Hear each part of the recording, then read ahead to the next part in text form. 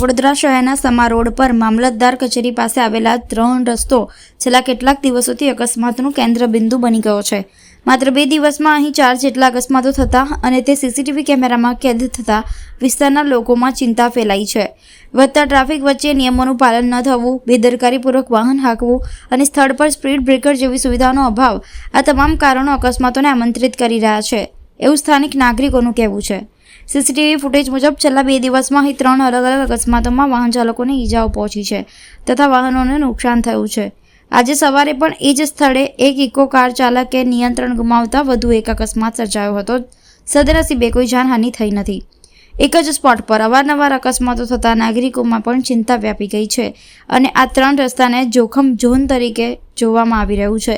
ગત દિવસે 3 અલગ અલગ સીસીટીવી ક્લિપ્સ સામે આવ્યા બાદ ચર્ચાઓ વધુ જોર પકડી રહી છે।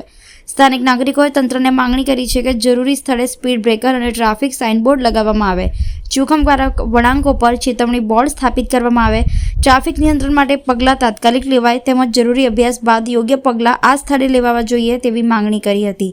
સાથે જ વાહન ચાલકોને પણ જવાબદારીપૂર્વક વાહન હાંકવાની અને ટ્રાફિક નિયમોનું કડક પાલન કરવાની અપીલ કરવામાં આવી રહી છે જેથી પોતાનું અને અન્ય નાગરિકોનું જીવન સુરક્ષિત રહે।